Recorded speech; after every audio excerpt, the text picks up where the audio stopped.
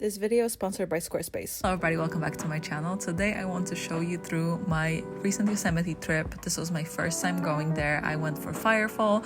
I wanted to see it with my own eyes. I saw so many amazing pictures and I wanted to experience it myself.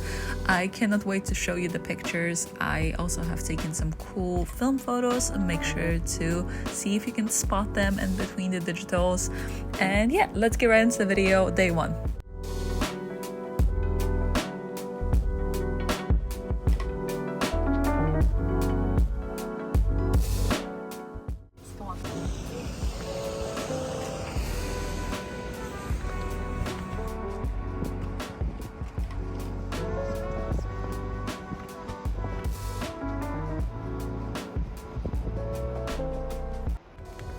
This is insane.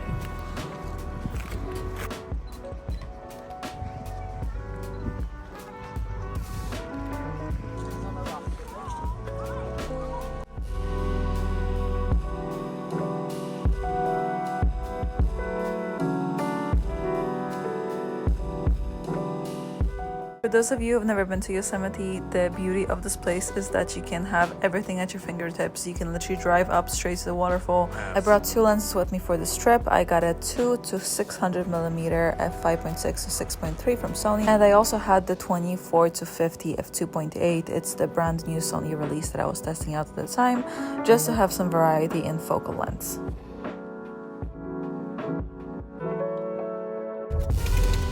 We just arrived at the Horsetail Fall. It's still way too early for sunset, but I am really excited to see it. I'm gonna take some pictures with the long lens now, and then we are going to come back in the evening when it gets closer to sunset and try and hopefully get the firefall. We'll see. It's supposed to be cloudy, but fingers crossed, so we'll see how it goes.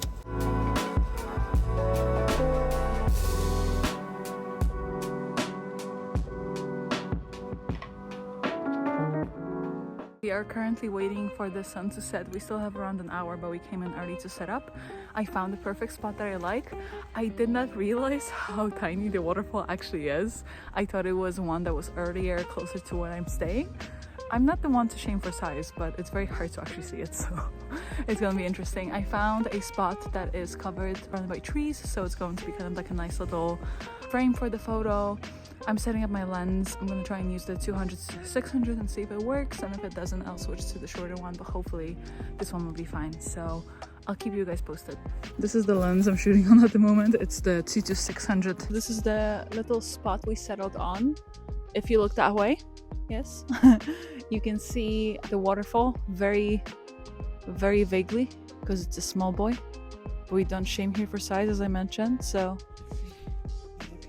yeah, we're rolling.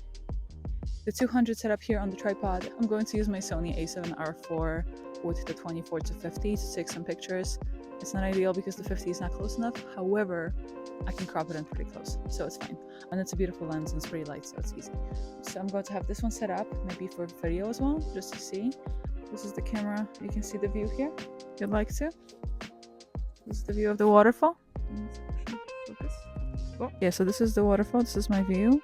I kind of want the little branches and things in the shot because I think it makes it a bit more interesting. I might clean up some of these, but overall I like how it looks.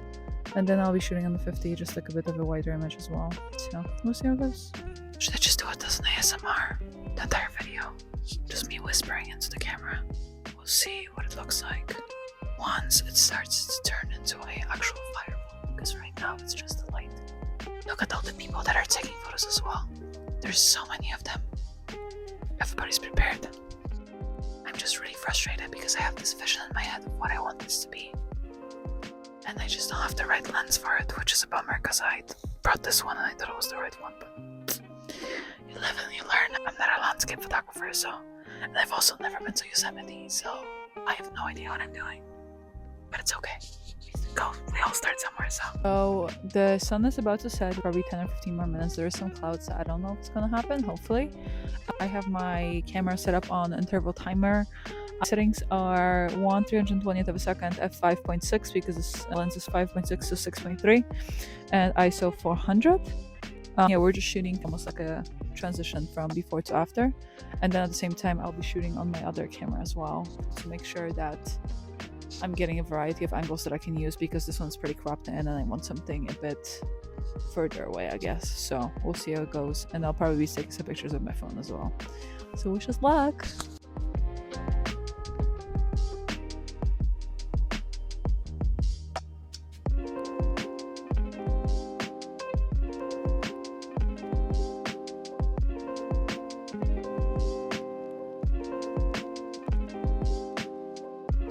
Sure that maybe today the conditions were not ideal because there were some clouds, so maybe that affected the quality of the actual fire, but for me it was more like just an entire thing was fire and not just the stream of water, and the stream of water you can barely see as well. So I'm sorry, I'm just a bitch. What can I say? I'm cold. It's something. That's it, bitches, no more. Time to embrace our day 2 tomorrow. Day 2 of adventure. We are about to do this first trail that I saw that is open right now. It looks pretty cool. And then we're gonna do a few more and take some cute pictures, hopefully. And we might attempt to do the Horsetail Falls again tonight, but that's to be determined. We'll see how it goes. The original plan was to walk halfway up to Upper Yosemite Falls and have this little viewpoint, take some pictures, go back and do other hikes.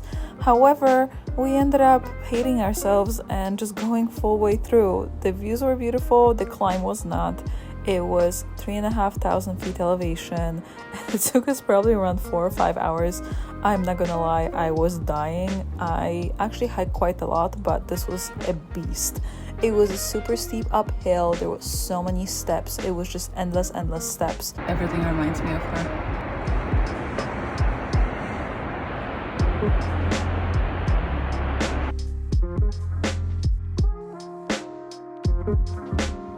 There was snow towards the end of the mountain as well, and it was a very interesting experience. I've never experienced an intense hike like this. Towards the end, our knees were killing us. Almost there. Oh, I thought I was gonna die. Still need to go down, but we're here. This is the toughest hike I've ever done. The steepest climb. Oh, I'm exhausted, but it's so beautiful in here and so much snow. We made it to the top.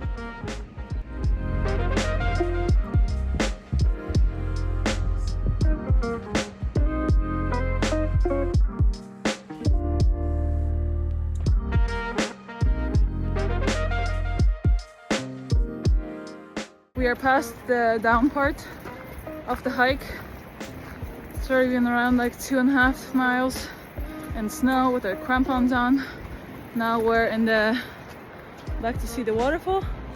Wow, we were on the very top, right there somewhere, or there, I'm not sure. That's insane. And now we're heading back to the other steep part, so still a little bit to go. I'm very tired. Our knees are hurting, but we're going there. I fell 3 times. Twice over my shoelaces and once just on my ass. Full on slid and slipped. Anyway. This is where we climbed all the way to the top. Good morning, everyone. Today is day 3. We're just leaving the park.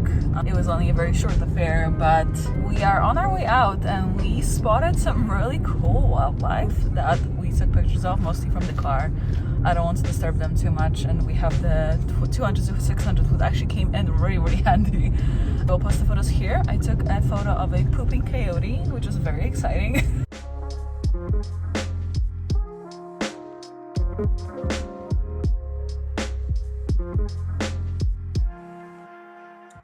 First time, it's definitely really difficult to take pictures of wildlife because they move a lot, and when you're shooting on 600 it's really hard to find them, so kudos to wildlife photographers.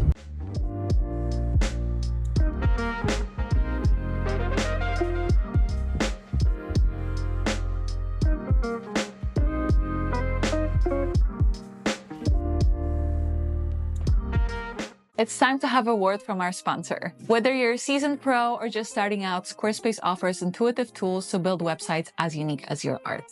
One of the features that I'm absolutely thrilled about is the Fluid engine. With its next generation website design system, unlocking unbreakable creativity has never been easier.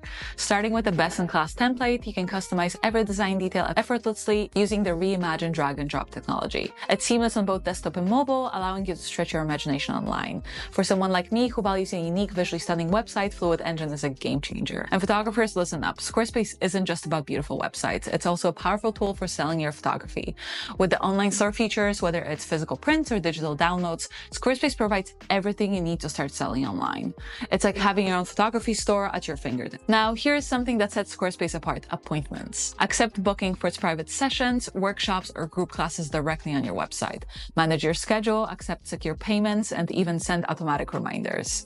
It's a lifesaver for us photographers who wear multiple hats. And speaking of showcasing your work, Portfolios and Galleries feature is a dream for photographers. Professional designs, customizable galleries, and the option to add password-protected pages.